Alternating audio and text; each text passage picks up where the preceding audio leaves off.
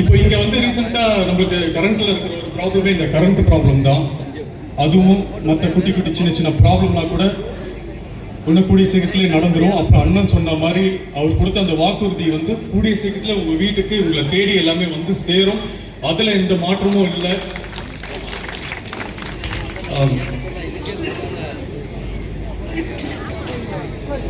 So எல்லாரும் கான்ஃபிடண்டா இருங்க, நல்லதே நடக்கும். பிறந்த நாள் காணும் நம்ம அண்ணன், நம்ம தளபதி, நம்ம சிஎம், அவருக்கு நம்ம எல்லாரும் சேர்ந்து ஹாப்பி பர்த்டே விஜயண்ணா சொல்லிடலாமா? ஹாப்பி பர்த்டே விஜயண்ணா, லவ் யூண்ணா.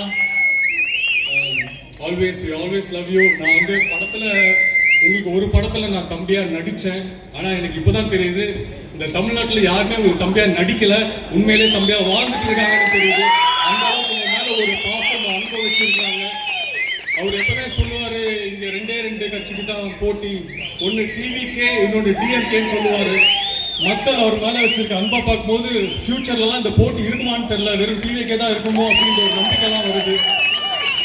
ரொம்ப சந்தோஷமா இருக்கு இதெல்லாம் பார்க்கும்போது. இந்த அன்பும் இந்த பாசமும் எப்பவுமே நம்ம தளபதிக்கு நீங்க கொடுத்துட்டு இருக்கணும். நான் ரொம்ப அன்போட பணியோட கேட்டுக்கிறேன்.